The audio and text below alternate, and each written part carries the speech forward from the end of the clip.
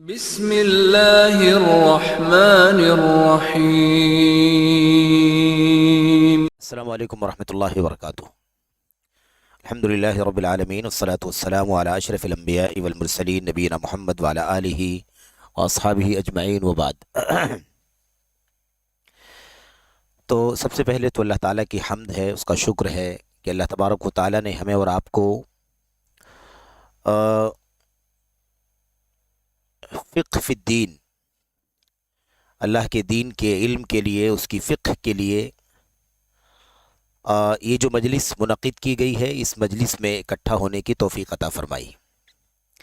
اور میرے لیے خاص سعادت کی بات ہے، شرف کی بات ہے کہ آپ سے اور اس سلسلے سے جڑنے کی اللہ تعالی نے توفیق بخشی، جو ایک طویل عرصے سے جامعۃ الامام البخاری میں چل رہا ہے، اور آپ نوجوانوں کی ایک بہترین جماعت ٹیم الحمدللہ کن فقیہن کے اس مشروع کے تحت الحمدللہ شریعت کے بنیادی علوم کا علم حاصل کر رہی ہے۔ تو یہ سعادت کی بات ہے، شرف کی بات ہے میرے لیے کہ میں بھی آپ سے جڑ رہا ہوں یا جڑنے کی کوشش کر رہا ہوں۔ اللہ تعالی ہمیں اور آپ کو اس مشن میں یکساں جڑنے کی توفیق عطا فرمائے، آمین رب العالمین۔ جس موضوع کو ہمیں اور آپ کو انشاءاللہ تبارک و تعالی پڑھنا ہے وہ ہے اصول دعوت۔ اصول دعوت ہے نا، سلفیت کی دعوت کے اصول۔ ایک مختصر اور بہت ہی اہم رسالہ اس کے لیے بطور نصاب مقرر کیا گیا ہے، اور رسالہ بہت ہی زیادہ اہم ہے۔ اس کی اہمیت کے لیے یہ رسالہ اور اس کے مشمولات کو پڑھ لینا کافی ہے۔ دوسری خاص بات یہ ہے کہ اس رسالے کی بہت ساری شرحیں بھی لوگوں نے کی ہیں۔ میرے علم کے مطابق کوئی شرح اب تک تحریر میں نہیں آئی ہے جو چھپی ہوئی ہو، لیکن کئی ایک علماء نے ایسے ہی اپنے حلقات علم میں، دروس میں اس کی شرح کی ہے، اور اس رسالے کی اہمیت کے لیے یہ کافی ہے کہ اسے بڑی تعداد سلفی علماء کی اپنی مجلسوں میں شرح کرنے کے لیے موضوع بنا رہی ہے، اور اس سے فائدہ اٹھا رہی ہے ایک جماعت علماء کی، اور لوگوں کو فائدہ پہنچانے کی کوشش ہو رہی ہے۔ کتاب مختصر ضرور ہے، لیکن اپنے مشمولات کے اعتبار سے بہت زیادہ اہم ہے۔ اصول الدعوت السلفیہ، سلفی دعوت کے اصول۔ سب سے پہلی بات تو یہاں یہ سمجھ میں آتی ہے کہ اصولوں پر پورا دین قائم ہے، دین اصولوں پر قائم ہے۔ اسی لیے دین کا کوئی گوشہ ایسا نہیں ہے جو اصولوں سے خالی ہو، اور یہ ضروری ہے، بہت بنیادی چیز ہے۔ کسی بھی چیز کی پہلے اصل اور جڑ ہوتی ہے، اور پر اسی پر وہ چیز مبنی ہوتی ہے۔ اسی لیے سلفی دعوت کے بھی اپنے کچھ اصول ہیں، بنیادیں ہیں۔ اصول اصل کی جمع ہے جس کے معنی بنیاد کے ہیں، اور سلفی دعوت کے اصول یعنی سلفی دعوت کی بنیادیں، جن بنیادی باتوں پر سلفی دعوت قائم ہے۔ رسالے میں 10 اصول بیان کیے گئے ہیں۔ یہ کلیات ہیں، یعنی ایسا نہیں ہے کہ 10 ہی ہیں، کیونکہ اس موضوع پر اور بھی بہت ساری کتابیں ہیں، اور ان کتابوں کے اندر اگر آپ ایسے ہی 1 2 3 نمبر کے حساب سے اصولوں کو گنیں گے تو ایسا بھی ممکن ہے کہ یہ تعداد بہت زیادہ ہو، 15 ہو، 20 ہو، 25 ایسا بھی ہو سکتا ہے، لیکن ایک جامع اور کلی قواعد اور اصول کے طور پر 10 اصولوں کو شیخ نے یہاں پر اکٹھا کیا ہے، جمع کیا ہے۔ شیخ عبدالسلام برجس جو ہے یہ سعودی عرب کے ان علماء میں سے ایک ہیں جنہیں اللہ تبارک و تعالیٰ نے بہت کم عمری میں بہت کچھ کرنے کی توفیق عطا فرمائی، اور سیرت ان کی آئے گی انشاءاللہ، اسے بھی پڑھیں گے سرسری طور پر ہی صحیح، تو ہم دیکھیں گے کہ بہت کم عمر ملی، یعنی بہت کم عمر میں ان کی وفات ہو گئی۔ اور ایسی بہت ساری شخصیتیں پرانی بھی ہیں، حضرت امام نووی رحمۃ اللہ علیہ کی بھی عمر بہت کم تھی، بہت کم عمری میں، غالباً 40 سے 45 سال کی عمر میں انہوں نے اتنے بڑے کارنامے انجام دیے۔ بہرحال اس کی اور بہت ساری مثالیں ہیں۔ تو شیخ عبدالسلام بن برجس آل عبدالکریم جو ہیں یہ الحمدللہ انہوں نے بہت کم عمری میں کافی منہج کے سے متعلق رسائل بھی لکھے، اور سعودی عرب کے اندر جو کبار علماء کی ٹیم ہے ان کے درمیان ایک بڑا مقام ان کا تھا۔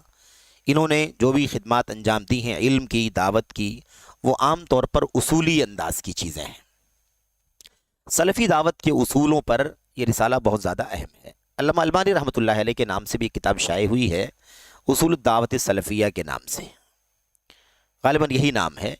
ظاہر ہے کہ شیخ البانی صاحب نے اس نام سے کوئی کتاب تو نہیں لکھی ہے، لیکن ان کی کتابوں سے اخذ کر کے ان کے شاگرد عامر بن عبد المنعم سلیم نے چند اصولوں کو اکٹھا کیا ہے کہ شیخ البانی رحمۃ اللہ علیہ سلفی دعوت کے سلسلے میں کیا موقف رکھتے تھے، ان کے ہاں سلفی دعوت کے اصول کیا تھے، جن اصولوں کو انہوں نے اپنی تحریروں میں، اپنی کتابوں میں، اپنی تخریجات میں، اپنی تحقیقات کے اندر خاص طور پر ترکیز کے ساتھ، اہتمام کے ساتھ نوٹ کیا ہے، اس پر ڈسکشن کی ہے، اور اس اصول کے خلاف آنے والوں پر رد اور نقد بھی کیا ہے۔ بہرحال تو اصول دعوت سلفیت انشاءاللہ تبارک و تعالیٰ یہ ہم لوگ پڑھیں گے، اور اللہ سے دعا کرتے ہیں کہ اللہ تعالیٰ ہمیں اور آپ کو ان اصولوں کو سمجھنے اور اسے برتنے کی توفیق عطا فرمائے، آمین رب العالمین۔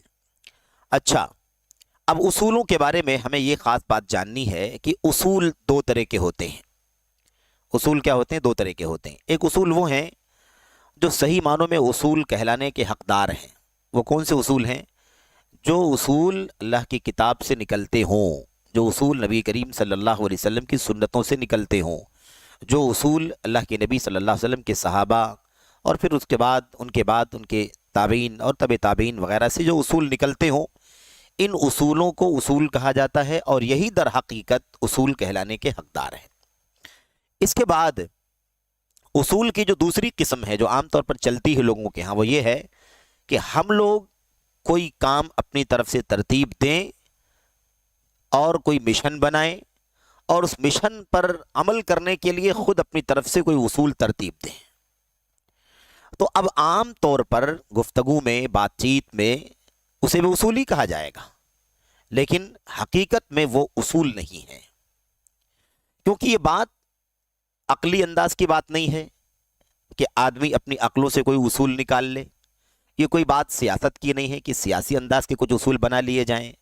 یہ کوئی دنیوی کام کاج کا موضوع نہیں ہے کہ دنیوی اعتبار سے جو ایکسپرٹ لوگ ہیں وہ کوئی اصول اور ضابطہ بنا لیں۔ اس لیے اس میدان میں کوئی اصول اپنی طرف سے اگر بنایا جاتا ہے تو شریعت پر اس کی کوئی حیثیت نہیں ہے۔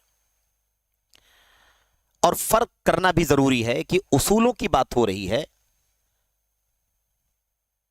اصولوں کی بات، وسائل کی بات نہیں ہو رہی ہے۔ سلفی دعوت کے اصول ہیں، یہ سلفی دعوت کے وسائل بھی ہیں، دعوت توحید کے، دعوت سنت کے، دعوت اسلام کے وسائل بھی ہیں۔ وسائل ایک الگ چیز ہے۔ وسائل میں حالات، ظروف، صلاحیتیں، کوششیں ہے نا، ان تمام چیزوں کا دخل ہوتا ہے۔ جیسے آج یہ ہم لوگ پڑھا رہے ہیں الحمدللہ، سلسلہ چل رہا ہے۔ اس پڑھنے پڑھانے کے لیے ہمارے پاس بہت سارے وسائل ہیں۔ ہم نے الیکٹریسٹی کا استعمال کیا ہوا ہے، میڈیا کا استعمال کیا ہوا ہے، مائک کا استعمال کیا ہوا ہے، پھر اسے نشر کرنے کے لیے بہت سارے ذریعے ہمارے پاس موجود ہیں۔ کوئی بات نہیں، پچھلے زمانے میں نہیں تھے، اللہ کے نبی کے صحابہ کے زمانے میں نہیں تھے، لیکن یہ وسائل آج کے دور میں اس کا استعمال ہم کر رہے ہیں۔ ان وسائل کے استعمال کرنے کے بھی کچھ اصول ہیں، لیکن بہرحال وسائل کے سلسلے میں پابندی نہیں ہے۔ وسائل کا استعمال ہم کر سکتے ہیں ہر دور کے اعتبار سے، اس کے خیر کے پہلو کو استعمال کریں، شر کے پہلو کو چھوڑ دیں، بنیادی بات یہ ہے۔ لیکن وسائل کی بات ہے یہ۔ رہی بات اصول کی، تو اسی کا دوسرا نام منہج ہے، اسی کا دوسرا نام منہج ہے۔ تو آپ اصول الدعوت السلفیہ کہیں یا مناہج الدعوت السلفیہ کہیں، کوئی فرق نہیں دونوں کے اندر۔ سلفی دعوت کے اصول، سلفی دعوت کا وہ اصلی راستہ جن راستوں پر سلفی دعوت چلتی ہے، یا وہ جڑیں جن جڑوں پر اسلامی دعوت قائم ہے، یہی معنی ہے۔ تو اصول اور منہج کا جو مسئلہ ہے یہ اجتہادی نہیں ہے، اصول اور منہج یہ اجتہادی نہیں ہے بلکہ یہ توقیفی ہیں۔ منہج دعوت سلفیت بھی کیا ہے، اصول دعوت سلفیت بھی کیا ہے، یہ توقیفی ہے، اجتہادی نہیں ہے۔ اس میں کوئی الگ سے ہم کوئی ضابطہ بنا لیں، کوئی قاعدہ بنا لیں، کوئی اصول بنا لیں، کوئی راستہ نکال لیں، تو یہ ہمارے لیے روا اور جائز نہیں ہے، کیونکہ منہج طے ہے، اصول طے ہے۔ سورس کیا ہے؟ وہی اللہ کی کتاب، اللہ کے نبی کی سنت، صحابہ کرام کا طریقہ۔ وہیں دیکھنا ہے کہ کیسے یہ دعوت عام ہوئی ہے، کیسے اس دعوت کو پھیلایا گیا ہے، کیسے اس دعوت کو عام کرنے کے واقعات اور ہمارے سامنے نمونے موجود ہیں سلف کے۔ بس اس کے سوا اور کہیں ہمیں جانے کی ضرورت نہیں ہے۔ تو سلفی دعوت کے اصولوں کو سمجھنے سے پہلے ہمیں دو تین باتوں کو جاننا ضروری ہے کہ یہ وسائل ہیں، یہ وسائل نہیں ہیں، یہ اصول ہیں، اور اصول ہیں یعنی منہج۔ خلط ملط ہوتا ہے، بہت سارے لوگ وسائل میں اور اصولوں میں یا وسائل میں اور مناہج میں خلط ملط بھی کرتے ہیں، اور اس کی مثالیں بھی انشاءاللہ تبارک و تعالیٰ آئیں گی۔ اس میں شاید شیخ صاحب نے اختصار کے پیش نظر بہت زیادہ تفصیل نہیں کی ہے، لیکن انشاءاللہ تبارک و تعالیٰ حسب ضرورت کچھ باتیں مثالوں کی بھی آئیں گی۔ مثال کے طور پر ایک اصول کی وضاحت کے اعتبار سے کہ وسائل میں اور اصولوں میں فرق کیا ہے، شیخ الاسلام ابن تیمیہ رحمۃ اللہ علیہ نے اپنی فتاوی میں یہ بات نقل کی ہے۔ ان سے کچھ لوگوں نے سوال کیا کہ کچھ صوفیہ حضرات یا ایسے ہی جن کے یہاں کیا کہتے ہیں، جس کو ان کے یہاں اصطلاحی نام ہے سما، جس کو اردو میں ہم لوگ قوالی کہتے ہیں، کیونکہ قوالی سے بھی زیادہ عام چیز ہے وہ، ہے نا۔ قوالی تو ہم لوگ جو دیکھتے ہیں سنتے ہیں وہ نہیں سمجھتے ہیں، قدیم زمانے میں نا سما کا ایک الگ معنی ہوتا تھا۔ بہرحال اس کے اندر قوالی بھی شامل ہے، اور بہت ساری چیزیں جو بھی وہ گاتے ہیں، جو بھی وہ بولتے ہیں، یا جو بھی وہ اوراد اور وظائف وغیرہ کرتے ہیں، وہ سب سما کے اندر داخل ہے۔ تو ان کے ہاں آپ جانتے ہیں صوفیہ کے ہاں ناچ بھی ہے، صوفیہ کے ہاں رقص بھی ہے، گانا بھی ہے، صوفیہ کے ہاں مثال کے طور پر کیا کہتے ہیں، جو گانوں کے اندر لے ہوتی ہے نا، انداز کیا کہتے ہیں، وہ لہر تھاپ جو ہوتی ہے، یہ سب صوفیہ کے ہاں پائی جاتی ہے۔ تو صوفیہ کو دعوت دینے کے سلسلے میں ایک سوال شیخ الاسلام ابن تیمیہ رحمۃ اللہ علیہ سے کیا گیا تھا۔ سوال یہ کیا گیا ان سے کہ یہ وہ طبقہ ہے صوفیہ کا جنہیں اگر ہم دعوت دیں اللہ کی توحید کی، نبی کی سنت کی، اور ان کے جو عقائد ہیں، مثال کے طور پر وحدت الوجود ہے، وحدت الشہود ہے وغیرہ، ان عقائد سے اگر نکالنے کی کوشش کریں تو یہ ہماری بات نہیں سنیں گے، ہماری مجلسوں میں حاضر نہیں ہوں گے، اپنی مجلسوں میں ہمیں آنے نہیں دیں گے۔ کیا ان کو کچھ سمجھائیں؟ تو کیا ان کو سمجھانے کے لیے ایک الگ طریقہ اختیار کر سکتے ہیں؟ کیا طریقہ ہے؟ وہ طریقہ یہ ہے کہ ہم ان کو اپیل کرنے کے لیے، ان کو سمجھانے کے لیے ان کی مجلس سے ملتی جلتی کسی مجلس کا انعقاد کریں۔ پورے طور پر وہ مجلس نہ رہے کہ گانا بھی ہو، فلاں بھی ہو، فلاں بھی ہو، یعنی پورے طور پر جو ان کی مجلسیں ہوتی ہیں اس طرح سے نہ رہے، لیکن کچھ چیزیں، معمولی گانا بجانا ہو اس کے اندر، ہے نا، معمولی رقص انداز کی معمولی چیزیں ہوں، اور اس کی مناسبت سے ان کو دعوت دی جائے کہ آپ آئیے، ایک مجلس منعقد کی گئی ہے آپ لوگوں کے لیے، آپ اس میں تشریف لائیے۔ تو وہ مجلس کی نوعیت بتائی جائے گی تو وہ حاضر ہو جائیں گے، تو ہمیں موقع ملے گا کہ ہم ان کو سمجھا لیں۔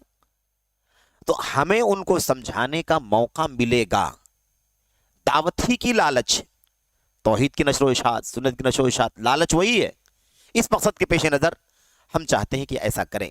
شیخ الاسلام ابن تیمیہ رحمۃ اللہ علیہ سے سوال کیا گیا کہ کیا ایسا کرنا کسی داعی کے لیے، کسی عالم کے لیے جائز؟ تو انہوں نے اس کا جواب بڑی تفصیل سے دیا، تفصیل سے اس کا جواب دیا، اور اس کا خلاصہ یہ ہے کہ یہ وسیلہ نہیں ہے، یہ منہج ہے۔ یہ وسیلہ نہیں بلکہ منہج۔ کوئی کہہ سکتا ہے کہ اصل تو دعوت توحید ہی دے رہے ہیں، دعوت سنت ہی دے رہے ہیں، ان کو شرک سے دور کریں گے، ان کو گانے بجانے سے دور کریں گے، ان کو رقص و سرود سے دور کریں گے، ہے نا، ان کو سما اور قوالی کی مجلسوں سے ہم ہٹائیں گے۔ تو اس طرح سے ان کو سمجھانے بجھانے کے لیے ایک چھوٹی سی مجلس کا انعقاد کیا جا رہا ہے، اس میں کون سے عیب کی بات ہے؟ بڑی مصلحت ہمارے سامنے ہے، اور یہ چھوٹا فساد ہے، اس چھوٹے فساد کو برداشت کر کے ہم ایک بڑی مصلحت کو حاصل کر لیں، اس میں کون سی حرج کی بات ہے؟ اس میں کوئی عقیدہ خراب نہیں ہوتا، اس کے اندر کوئی ایمان نہیں جاتا، اس کے اندر، ہے نا، اس طرح کی باتیں لوگوں نے پیش کر کے سوال کیا۔ تو شیخ الاسلام نے رحمۃ اللہ نے اس کا جواب کیا دیا کہ وسائل الدعویہ توقیفی ہے، دعوتی وسائل یہ توقیفی ہیں، دعوتی مناہج یہ کیا ہیں؟ توقیفی ہیں. المناہج الدعویہ توقیفیہ یا منہج الدعوت الاسلامیہ منہج الدعوت السلفیہ توقیفی ہے. اس میں ہم الگ سے کوئی خرد برد نہیں کر سکتے. اب ہمیں یہاں قیاس کر کے، غور کر کے، فکر کر کے، لاجک کا استعمال کر کے یہ کام کرنے کی اجازت نہیں ہے. ہمیں فوراً اس پورے منظر کو سلف میں لے کر کے جانا ہوگا. کیا اللہ کے نبی صلی اللہ علیہ وسلم، صحابہ، تابعین، تبع تابعین کے زمانے میں کیا بدعقیدہ لوگ نہیں تھے؟ گانے بجانے والے لوگ نہیں تھے؟ ناچنے والے لوگ نہیں تھے؟ فسق و فجور کرنے والے لوگ نہیں تھے؟ بے حیائی بے حجابی کرنے والے لوگ نہیں تھے؟ تھے کہ نہیں تھے؟ لیکن کیا ان کو دعوت دینے کے لیے نبی کریم صلی اللہ علیہ وسلم کو، جن کو اتنی لالچ تھی دعوت کی کہ آپ کے بارے میں اللہ تبارک و تعالیٰ نے فرمایا فَلَعَلَّكَ بَاخِعٌ نَفْسَكَ عَلَىٰ أَلَّا يَكُونُوا مُؤْمِنِينَ، ایسا لگتا ہے کہ یہ لوگ ایمان نہیں لا رہے ہیں، آپ اس کی فکر میں اپنی جان گنوا دیں گے. اتنی بات اللہ تبارک و تعالیٰ نے فرمائی. ان علیک الا البلاغ، آپ کی ذمہ داری تبلیغ کے سوا کچھ نہیں ہے. آپ کیوں پریشان ہوتے ہیں ان کے بارے میں؟ فکر ضرور کیجئے، لیکن اتنی فکر مت کیجئے کہ آپ ان کے پیچھے اپنی جان ہلاک کر دیں. اللہ کا پیغام پہنچائیے، ایک بار پہنچائیے، بار بار پہنچائیے، علانیہ پہنچائیے، رازدارانہ پہنچائیے، تنہائی میں پہنچائیے، مجلس میں پہنچائیے اللہ تعالیٰ کا پیغام. اس کی فکر آپ کو کرنی. اس نبی صلی اللہ علیہ وسلم نے کبھی بھی یہ راستہ اختیار، یہ طریقہ اختیار نہیں کیا کہ لوگوں کو شرک سے بچانے کے لیے، لوگوں کو توحید کی راہ پر لانے کے لیے، لوگوں کو گانے بجانے، فسق و فجور، رقص سے بچانے کے لیے توبہ کر لیں. اس کے لیے یہ طریقہ اختیار کر لیا ہو کہ چلو ایک مجلس، چاہے معمولی فسق و فجور کی مجلس کیوں نہ ہو، جس کے اندر عقیدہ اور ایمان متاثر نہیں ہوگا، معمولی سی عملی کوتاہیاں ہوں گی یا عملی منکرات انجام پائیں گے، لیکن ایک بہت بڑی مصلحت جڑی رہے گی اس سے. تو آپ نے صلی اللہ علیہ وسلم نے، آپ کے صحابہ نے کبھی ایسا نہیں کیا ہے. جبکہ امت میں سب سے زیادہ وہ دعوت کے حریص تھے، امت میں سب سے زیادہ وہ لوگوں کے عقائد کی اصلاح کرنے کے لیے فکر مند رہا کرتے تھے، لیکن یہ طریقہ انہوں نے اختیار نہیں کیا. اس کا مطلب یہ ہے کہ یہ طریقہ ہم بھی اختیار نہیں کر سکتے، اختیار نہیں کر سکتے. یہ طریقہ یہ نہیں کہا جائے گا کہ اس میں کون سی قباحت ہے. ہم تو کہتے ہیں کہ چھوٹے سے احون البلیتین یا احون المفسدتین، دو فسادوں میں سے چھوٹے فساد کو برداشت کر کے بڑے فساد سے بچ جایا جائے، بڑی مصلحت حاصل کر لی جائے. انکار منکر کے حوالے سے، امر بالمعروف کے حوالے سے ہم یہ اصول بیان کرتے پھرتے ہیں کہ بھئی بھلائی کا حکم دے دو. بھلائی کا حکم دینے کی مصلحت اگر زیادہ بڑی ہو تو چھوٹا منکر برداشت کر لو. بڑے فائدے کو حاصل کرنے کا اگر موقع آ رہا ہو تو چھوٹا نقصان برداشت کر لو. ہم یہ کہتے ہیں، تو اس میں کون سی حرج کی بات ہے؟ تو یہی سمجھایا جائے گا کہ یہ مسئلہ منہج سے تعلق رکھتا ہے. یہ مسئلہ، اس مسئلے کا تعلق اصول سے ہے، اور اصولوں کے ساتھ کوئی چھیڑ چھاڑ نہیں کر سکتے. جب جہاں جیسے نبی کریم صلی اللہ علیہ وسلم اور آپ کے صحابہ نے دعوت کا کام پیش کیا ہے، اسی انداز سے ہمیں بھی دعوت کا کام کرنا ہے. اتنی فکر نہیں کرنی ہے کہ ان کی اصلاح کرنے کے لیے ہمیں یہ راستہ اختیار کرنا پڑے، کیونکہ یہ راستہ دعوت کا توقیفی ہے. کوئی نیا راستہ نہیں نکال سکتے ہم، کوئی کسی نئے راستے کی ہم ایجاد نہیں کر سکتے، نہیں چلا سکتے اسے. کیوں؟ سوال یہ پیدا ہوتا ہے کیوں؟ فائدہ تو ہو ہی رہا ہے، فائدہ ہو رہا، لوگوں کی اصلاح ہو جائے گی، تو پھر یہ اتنی پابندی کیوں نہ نئے راستوں کا بھی استعمال کیا جائے؟ اس لیے نہیں استعمال کر سکتے ہیں کہ پھر راستہ کھل جائے گا، دروازہ کھل جائے گا، ذریعہ کھل جائے گا. پھر ہر آدمی مصلحت کے نام پر نہ جانے الگ الگ کتنے طریقے نکالے گا، اور ہر طریقے کے مطابق اپنا کام کرے گا اور کہے گا کہ دعوتی مصلحت ہے، دعوتی مصلحت ہے. تو یہ ہے، دعوتی مصلحتوں کے لیے اصولوں کا کبھی بھی میرے بھائیوں تلاؤب نہیں کیا جائے گا.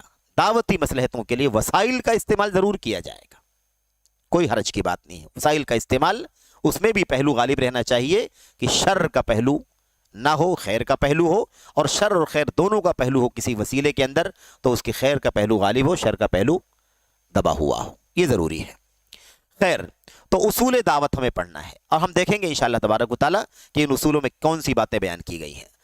مقدمہ ہے سب سے پہلے ہمارے سامنے، اور مقدمہ یہ ناشر کا ہے، اور ناشر کا مقدمہ بھی بہت اہم ہے، کیونکہ جس انداز کی کتاب ہوتی ہے اسی انداز کا اگر ناشر ہوتا ہے، اسی منہج کا، اسی فکر کا، تو اس کی باتیں بھی اہم اور قیمتی ہوتی ہیں۔ یہاں مقدمے کے اندر آپ دیکھیں کہ حمد و صلات کے بعد اور تقوی سے متعلق تینوں آیات کے بعد ناشر نے، اور ناشر کون ہے ہمارے سامنے، کون سے پریس نے چھاپا ہے اس کو؟ شبقۃ البینہ۔ نہیں، یہ اردو والی کتاب نہیں، اردو والی کتاب نہیں، یہ میرے سامنے عربی نسخہ ہے، اور یہ انشاءاللہ عربی والی کاپی اردو والی کاپی آپ سب لوگوں کے پاس انشاءاللہ پہنچ جائے گی۔ یہ جو کتاب ہمارے سامنے ہے، جو نسخہ، جو ایڈیشن ہے، یہ دارالمنہاج سے چھپا ہوا ہے۔ دارالمنہاج آپ جانتے ہیں کہ یہ دبئی کا، امارات کا ایک سلفی مکتبہ ہے، سلفی پریس ہے۔ ایسے مصر کا دار سبیل المؤمنین للنشر والتوزیع، ان دو پریس والوں نے مل کر کے اس کتاب کو چھاپا ہے۔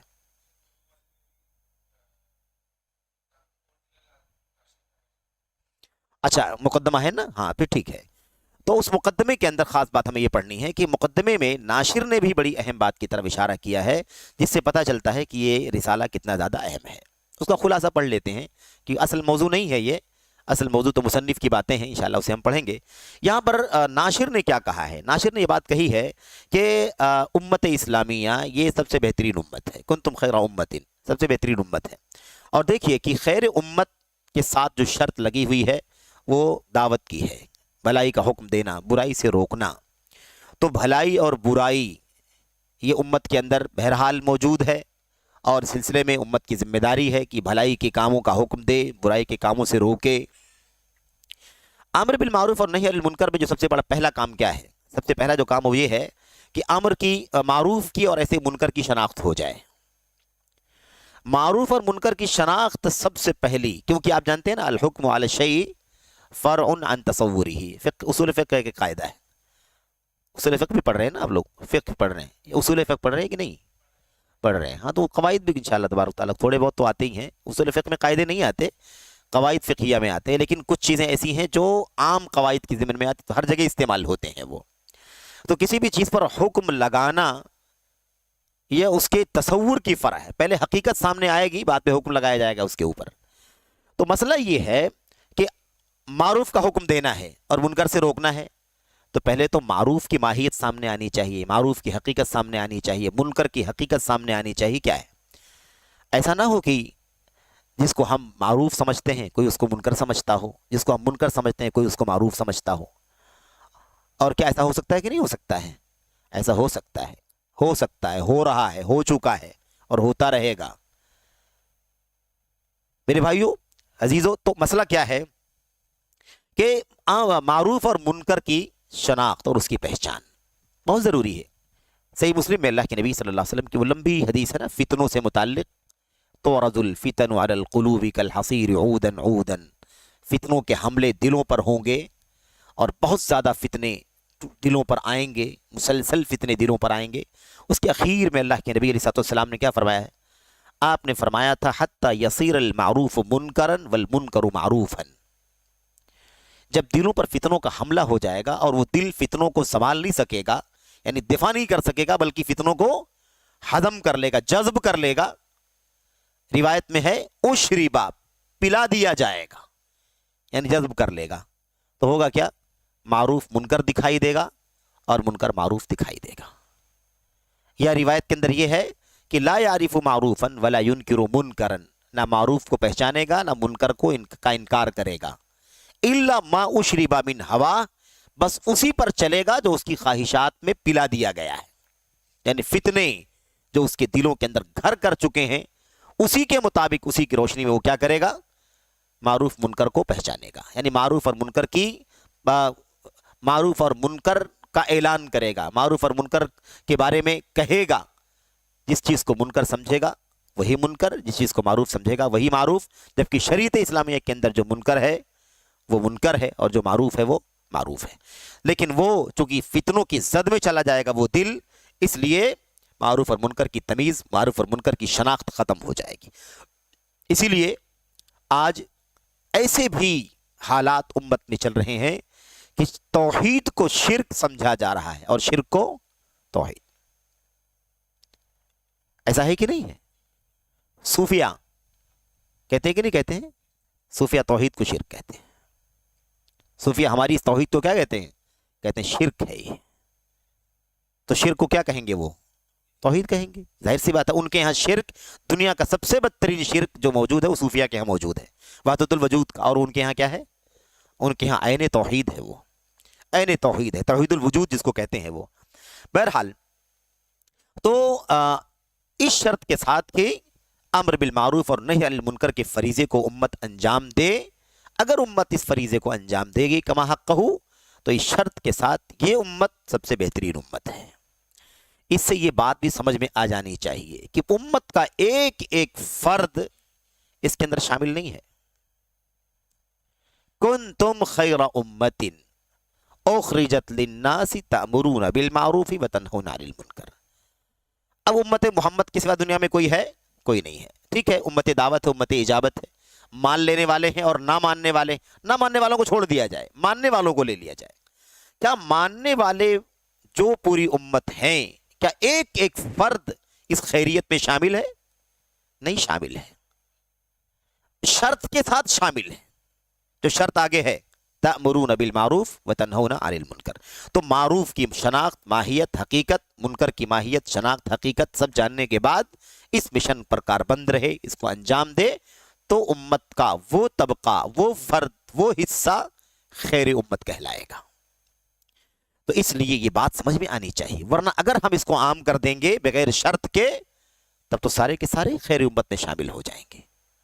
تو خیریت جڑی ہوئی ہے امر بالمعروف کے اور نہی عن المنکر کے فریضے کو کما حق انجام دینے کی شرط کے ساتھ. اور کہتے ہیں بعد تحقیق الایمان باللہ، اللہ تبارک و تعالیٰ پر سچ مچ ایمان لانے کے بعد، اللہ تبارک و تعالیٰ پر ایمان کی حقیقت آ جائے، حقیقت پہ ایمان پہلے ہو اور اس کے بعد یہ مشن، تب جا کر کے انسان اس پیمانے پر اترے گا کہ وہ خیر امت ہے. بہرحال اس کے بعد یہ جو دعوت کا کام ہے، دعوت یعنی یہی بھلائی کا حکم دینا اور برائی سے روکنا، معروف کا حکم اور منکر سے انکار، یہی کیا ہے؟ دعوت اللہ. یہ اس امت کا سب سے بڑا مشن جو ہو سکتا ہے اس میں سے ایک مشن ہے اور بہترین، سب سے بہترین کام ہے. اس امت کا سب سے بہترین کام جو ہو سکتا ہے وہ یہی ہے کہ امت پہلے ایمان والی ہو جائے، ایمان والی ہونے کے بعد بھلائی کا علم حاصل کرے، ہے نا، برائی کا علم حاصل کرے، بھلائی کا حکم دینے کے لیے اس کو استعمال کرے، منکر کا انکار کرنے کے لیے، ہے نا، برائی کا علم حاصل کرے.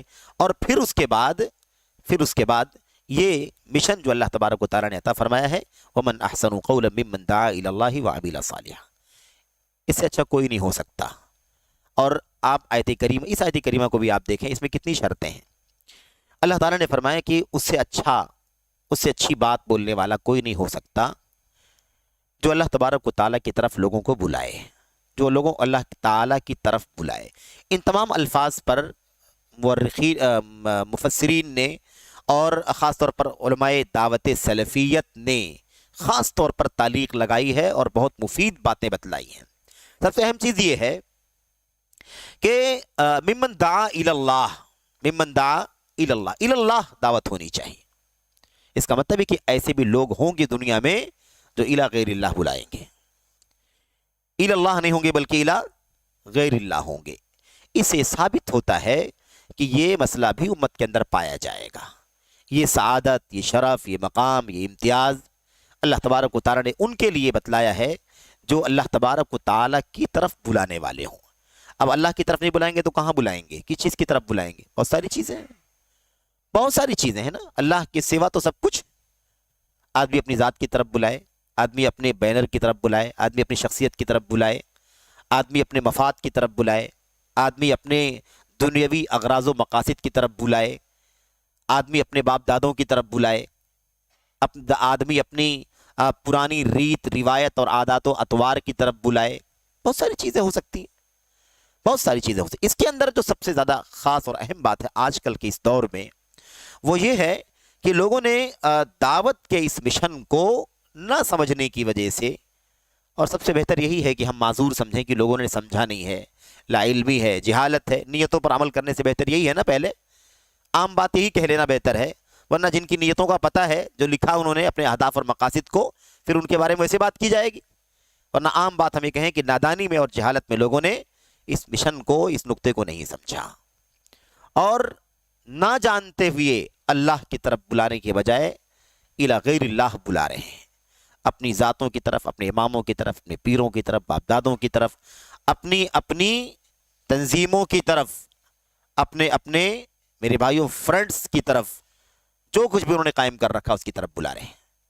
ان کے جو اپنے اغراض ہیں، اپنے مقاصد ہیں، ان کے جو مثال کے طور پر جو آدمی جب کوئی تنظیم بناتا ہے، کوئی ادارہ قائم کرتا ہے نا، اس کے پیچھے بہت سارے اہداف ہوتے ہیں، اغراض ہوتے ہیں، مقاصد ہوتے ہیں، جس کو لے کر کے آدمی چلتا ہے، تو اس کے مطابق کام کر رہے ہیں۔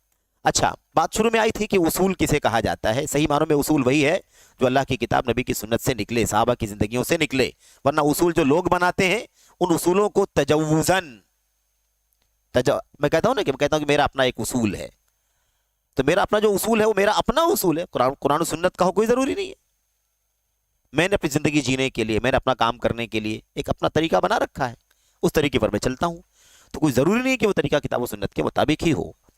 بہرحال آج ان تنظیموں، ان جماعتوں، ان فرقوں اور ان اداروں کو اگر ہم جاننا چاہیں کہ ان کے اغراض کیا ہیں، ان کے مقاصد کیا ہیں، ان کے اصول کیا ہیں جس پر وہ کام کر رہے ہیں، تو ہمارے لیے اتنا جاننا کافی ہوگا کہ ہم ان کے تعارف دیکھ لیں، ان کی ویب سائٹیں جن کے پاس ویب سائٹیں ہیں دیکھ لیں، آپ حیران ہو جائیں گے۔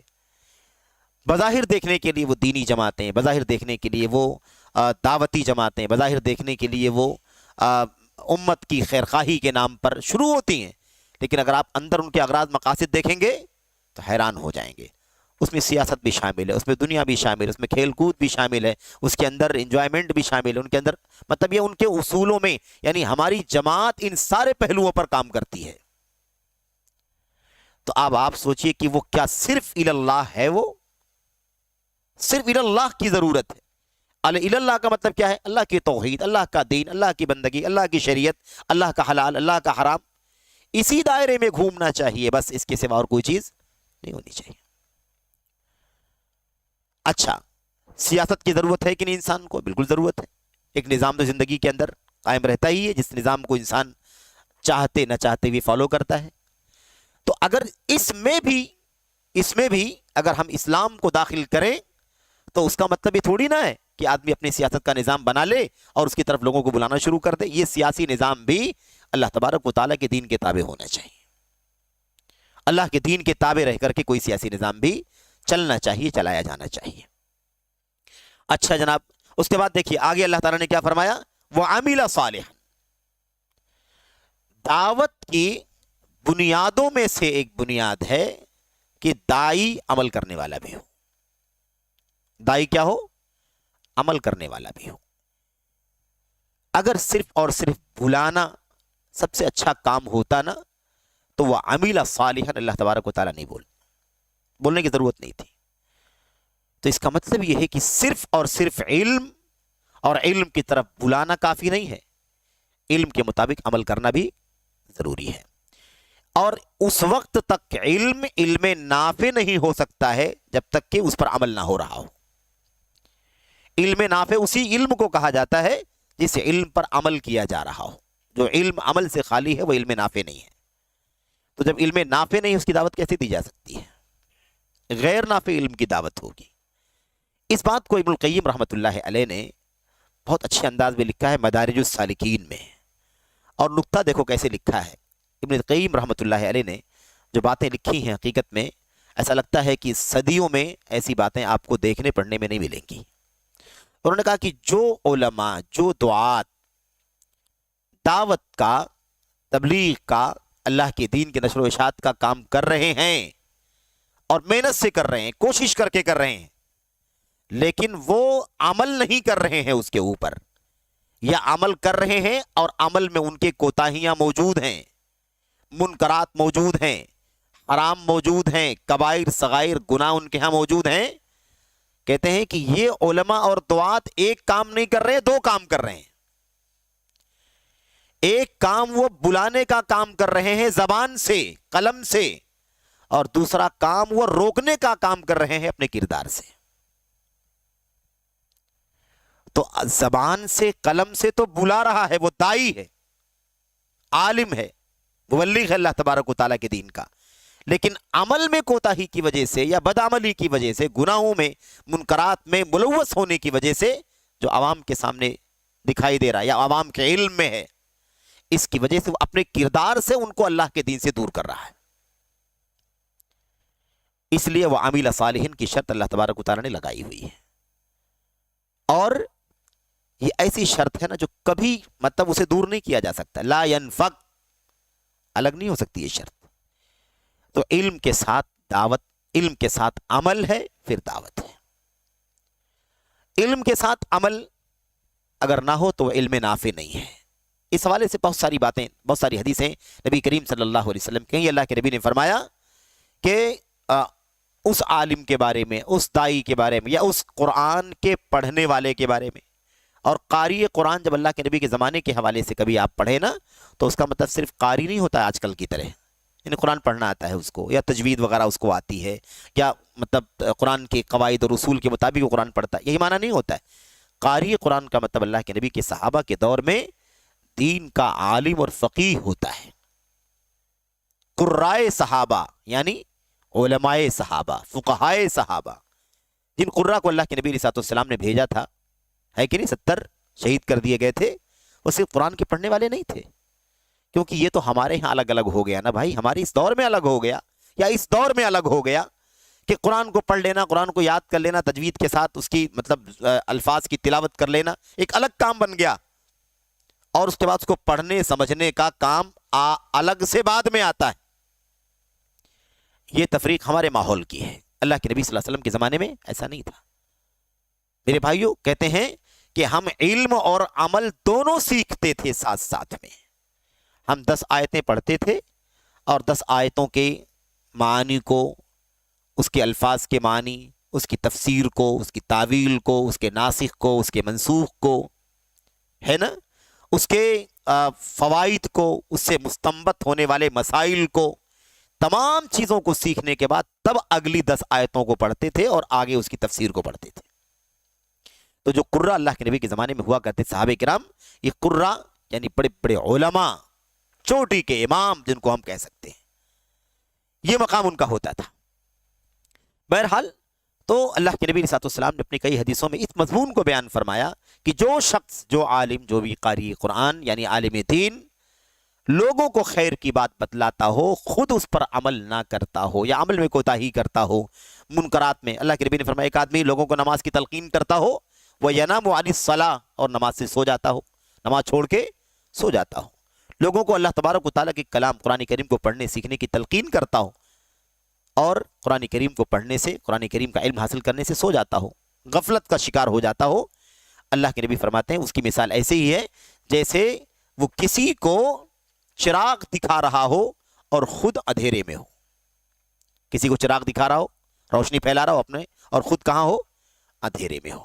تو بہرحال اس طرح کی کئی ایک مثالیں اللہ کے نبی علیہ السلام نے دی.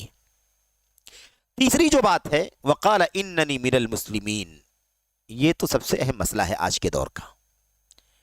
یہی سب سے اہم مسئلہ ہے آج دعوت کے معاملے میں، اور سب سے اہم چیز ہماری دعوت، سلفی دعوت کے معاملے میں. دوسرے تو ہے ہی ہیں، خود اپنے ابھی بہت سارے ہیں، اپنے بھی اپنی کم علمی، نا علمی کی وجہ سے، یا حالات و ظروف کے دباؤ میں لوگ کہتے ہیں کہ قرآن کی دعوت دو، سنت کی دعوت دو، صحابہ کے راستے کی طرف بلاؤ، لیکن آپ کو یہ کہنے کی ضرورت نہیں کہ ہم اہل حدیث ہیں، ہم سلفی ہیں، ہے نا، ہم اہل سنت ہیں. یہ کہنے کی ضرورت نہیں ہے، بلکہ نہیں کہنا چاہیے. کیا کہتے ہیں کہ یہ کہنے سے دعوت کو نقصان پہنچتا ہے. یہاں پیمانہ بتلا دیا گیا. آپ کو یہ بھی حکم ہے کہ آپ کس راستے کی طرف بلا رہے ہیں، کس مشن کی طرف بلا رہے ہیں، اس کا نام بھی لے کے بتلائیے. میں کون ہوں؟ مسلمانوں میں سے ہوں. آپ کہیں گے مسلمان ہی تو کہا جا رہا ہے، سلفی کہاں کہا جا رہا ہے؟ جس وقت کی آیت کریمہ ہے اس وقت کا اسلام آج کی سلفیت ہے. آیت کریمہ اسلام کہہ رہی ہے، کیونکہ اس وقت اسلام بمقابلہ یہودیت تھا، اسلام بمقابلہ عیسائیت تھا، اسلام بمقابلہ مجوسیت تھا، اسلام بمقابلہ شرک تھا، اسلام بمقابلہ الحاد تھا. اس کے سوا اسلام کے اندر کوئی ٹکڑے کی چیز نہیں تھی. اس لیے اللہ تعالیٰ نے کیا فرمایا؟ سب سے اچھی بات اس آدمی کی ہے جو لوگوں کو اللہ کی طرف بلائے اور نیک عمل خود کرے اور کہے کہ میں مسلمانوں میں سے ہوں. تو ہم کہیں گے کہ ہم کس میں سے ہیں بھائی؟ آج اگر کہیں گے کہ ہم مسلمانوں میں سے ہیں تو سبھی مسلمانوں میں سے ہیں، اور آپ سے ہم سے زیادہ کام کرنے والے لوگ ہیں جو مسلمانوں میں سے ہیں؟ نہیں. تو اننی من المسلمین، یہ میرے بھائیوں وہ تعبیر ہے تو اس وقت دنیا میں صرف اور صرف اہل الحدیث سلفی حضرات اس کے مستحق ہیں. کسی کو بھی اعتراض ہو سکتا ہے، اعتراض کرنے میں کسی کو کوئی مسئلہ نہیں ہے، اعتراض تو کوئی بھی کرے گا، لیکن اسلام کی صحیح تصویر، اسلام کی اصلی شبیہ، اسلام کی اصلی شکل اگر دنیا میں کہیں ہے تو وہ ان چند لوگوں میں ہے جو اپنے آپ کو اہل الحدیث کہتے ہیں، سلفی کہتے ہیں. اس کے سوا اس کی اصل شکل آپ کو کسی بھی جماعت میں دکھائی نہیں دے گی. اور کوئی بات جذباتیت کی نہیں ہے، یہ کوئی جذباتیت میں یا طرفداری میں، جانبداری میں بات نہیں ہو رہی ہے، اصول کی بنیاد پر ہو رہی ہے. اسلام کس چیز کا نام ہے؟ اسلام نام ہے اللہ تعالیٰ کی سچی توحید کا اور محمد رسول اللہ صلی اللہ علیہ وسلم کی خالص صحیح سنتوں کا. اس پیمانے پر دنیا کی ساری جماعتوں کو چیک کر کے دیکھ لیا جائے، کس کے پاس خالص توحید ہے، کس کے پاس خالص سنت ہے، کس کے پاس نبی کے صحابہ کرام جنہوں نے سب سے پہلے قرآن کریم کو سنا، دیکھا، اللہ کے نبی کی حدیثوں کو سنا، دیکھ کر کے عمل کیا. اس کی عملی تطبیق جو کچھ بھی ہے وہ مسلم اسلامی جماعتوں میں سے کس جماعت کے پاس موجود ہے؟ تو یہ سب سے اہم مسئلہ ہے. تو یہ فلسفہ بہت بیکار ہے، بہت غلط ہے میرے بھائیوں کہ نہیں اہل حدیث کہنے کی ضرورت نہیں ہے. کیا ضرورت ہے اہل حدیث کہنے کی؟ قرآن سنت کی دعوت دو، توحید کی دعوت دو، سنت کی دعوت دو، صحابہ کرام کا طریقہ بتلاؤ. آپ کو کیا ضرورت ہے کہنے کی؟ جتنے لوگوں نے اس تھیوری کو استعمال کیا ان کی دعوتوں میں کوئی بھی اصالت اور حقیقت باقی نہیں بچی. اصالت باقی نہیں بچی. گڈمٹ قسم کی دعوت تھی، مکس انداز کی دعوت تھی، کھری دعوت نہیں تھی. کھری دعوت کے لیے کھرا کھرا نام لینا پڑتا ہے، اور کھرا پن اسی وقت ہوگا جب آپ اپنی سچائی لوگوں کے سامنے بیان کریں گے. تو یہ بہت اہم چیز، اللہ کا کلام کہتا ہے کہ آپ کو یہ بتلانا ہے، بولنا ہے کہ میں کس بات کی دعوت دیتا ہوں، میں کن لوگوں میں سے ہوں. ہے نا؟ لوگ کہتے ہیں کہ توحید و سنت کی دعوت دے دیں گے تو وہی تو دعوت اہل حدیثوں کی ہے، وہی پھیلے گی. تو جب وہی دعوت آپ دے رہے تو نام لینے میں کیا پریشانی ہے؟ بتا دیجئے کہ بھئی آپ کو نام سے دشمنی ہے تو کام ہمارا یہ ہے، اب آپ نام بتا دیجئے کہ نام رکھنے میں کیا برائی. تو جب اسلام ہی تھا تو اتنا کہنا کافی تھا، اننی من المسلمین. اور جب اسلام کے اندر بہت سارے فرقے بن گئے، ٹکڑے بن گئے، تو اب یہ کہنا ضروری ہے کہ میں جس مشن کی، جس راستے کی طرف بلا رہا ہوں اس راستے کا نام یہ ہے. اور آپ ہم سب پچھلے چند سالوں سے جو ہم لوگوں کی عمر ہے، ہم سب کی جو عمریں ہیں، اسی بیچ کا جو تجربہ ہے، جو حالات ہیں، اور میڈیا کا دور ہم لوگوں نے دیکھا، اسی میں ہیں ہم لوگ.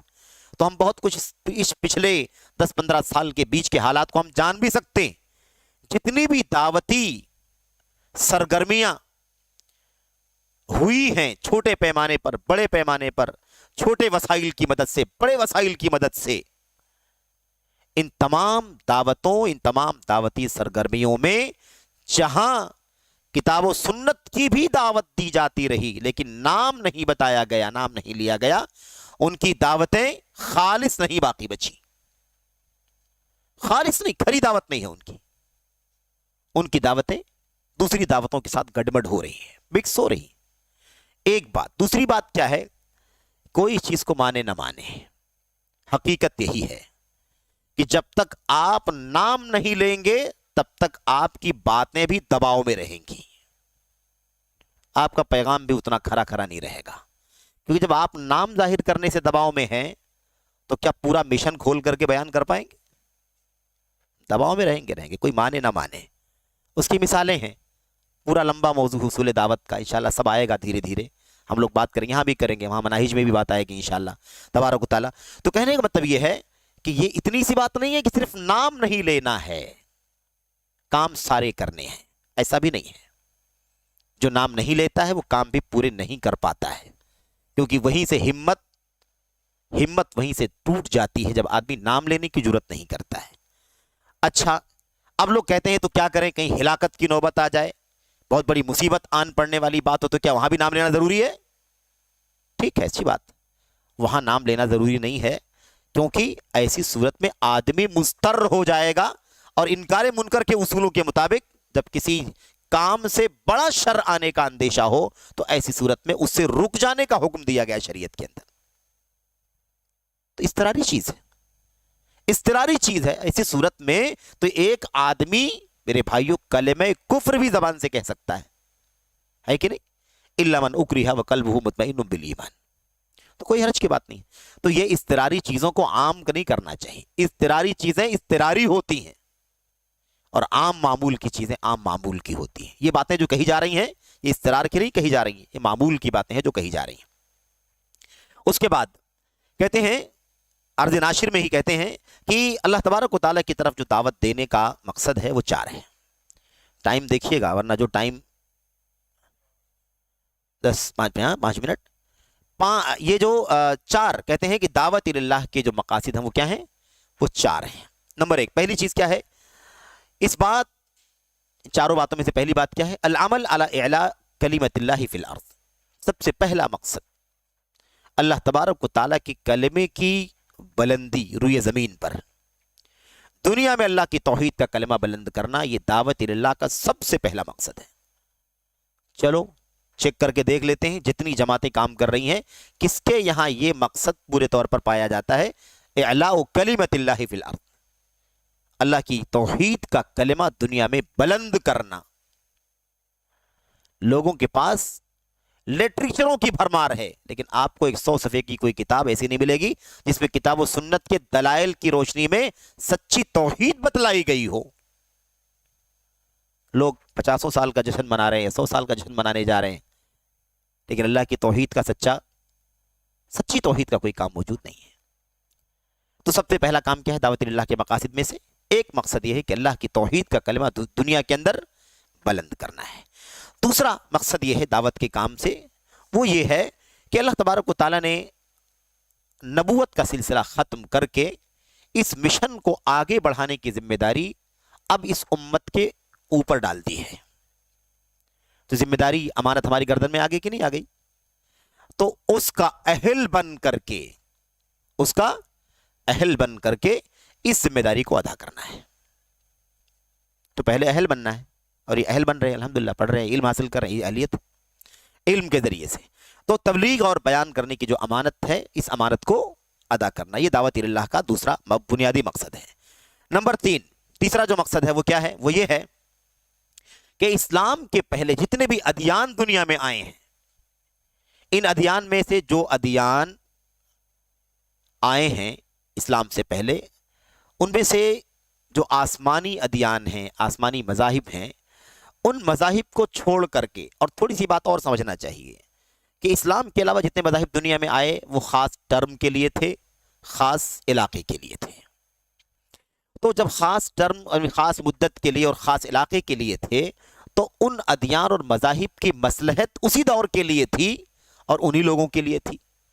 اگر اس کو اس سے آگے لے جایا جائے گا تو مصلحت حاصل ہو اس کی کوئی ضمانت نہیں ہے، اور جب مصلحت حاصل نہیں ہوگی تو ظلم ہوگا، ناانصافی ہوگی، حق نہیں ملے گا، دنیا میں چین و سکون کی زندگی گزارنا ممکن نہیں ہوگا، یہ سارے مسائل کھڑے ہو جائیں گے۔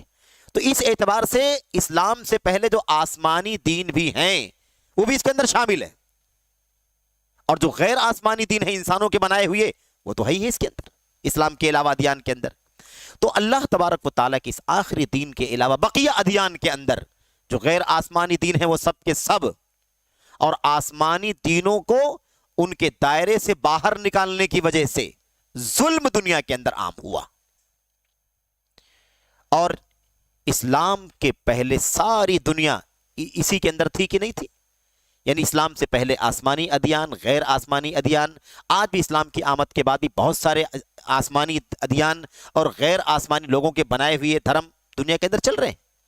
ان سب کے اندر ظلم ہے، ان سب کے اندر زیادتی ہے، ان سب کے اندر انارکی ہے، ان سب کے اندر ناانصافی ہے، دنیا کو ان ظلموں سے، ناانصافیوں سے، انارکیوں سے نکال کر اسلام کے عدل کی طرف لانے کی کوشش کرنا۔ میرے بھائی ایک ایک مقصد جو ہے نا بہت بہت مطلب مفصل ہے، بہت تفصیل ہے اس کے اندر۔ آپ اگر غور کریں گے تو آپ کتنے پہلو آپ کو ملیں گے۔ اسلام کی دعوت، توحید، خالص سلفی دعوت کے مقاصد میں سے ایک مقصد کتنا اہم مقصد ہے۔ تو یہ تیسرا مقصد۔ چوتھا مقصد کیا ہے؟ اللہ تبارک و تعالی نے حجت قائم کرنے کے لیے کتابوں کو اتارا، حجت قائم کرنے کے لیے رسولوں کو بھیجا۔ اب کتابوں کے اترنے کا سلسلہ بھی ختم ہو چکا ہے، رسولوں کی آمد کا سلسلہ بھی ختم ہو چکا ہے۔ اب انسانیت پر حجت قائم کرنے کی ذمہ داری بھی ہمارے ذمہ ہے کہ نہیں؟ تو حجت قائم ہو جائے کن پر؟ جو بھی ایمان سے دور ہیں ان سب کے اوپر، کفار ہو، مشرکین ہو، گمراہ ہو، بدعمل ہو، بدعقیدہ ہو، ہے نا، بدعتی ہو، فاسق، کوئی بھی ہو، تمام لوگوں پر اللہ تبارک و تعالیٰ کی طرف سے حجت قائم کرنا، مخالفین پر، گمراہوں پر، کافروں پر اللہ تبارک و تعالیٰ کی طرف سے حجت قائم کرنا، یہ دعوت سلفیت کے 4 اغراض میں سے چوتھا اور آخری غرض مقصد ہے۔ تو ان 4 مقاصد کے پیش نظر سلفی دعوت کا کام، سلفی دعوت ہی کہنا ضروری، صرف دعوت کہنا کافی ہے، لیکن میرے بھائیوں ہماری مجلسوں میں کافی ہے، ہمارے ماحول میں کافی ہے، لیکن کہیں عام طور پر یہ کہنا کافی نہیں ہے، ورنہ دعوت کے ٹھیکیدار الگ لوگ بنے ہوئے ہیں، وہ سب اپنے حوالے کر لیں گے۔ اس لیے سلفی دعوت کے ساتھ یہ معاملہ جڑا ہوا ہے۔ تو سلفی دعوت کے مقاصد میں سے 4 مقاصد ہیں۔ اللہ سے دعا کرتے ہیں کہ اللہ تبارک و تعالی ہمیں ان مقاصد کی بنیادوں پر ان اصولوں کو سمجھنے کی توفیق عطا فرمائے، اور پھر اس کے بعد بقیہ چیزیں جو آگے ہیں انشاءاللہ وہ آگے پڑھی جائیں گی۔ اللہ سے دعا کرتے ہیں کہ اللہ تعالی ہم سب کو خیر کی توفیق عطا فرمائے، اور سلفی دعوت کے ان اصولوں کو کتاب و سنت کے دلائل کی روشنی میں سمجھنے کی، سلف امت کی سیرت کی روشنی میں سمجھنے کی توفیق عطا فرمائے۔ آمین رب العالمین، وصلی اللہ وسلم وبارک علی نبینا محمد وعلی آلہ وصحبہ اجمعین۔ السلام علیکم ورحمۃ اللہ۔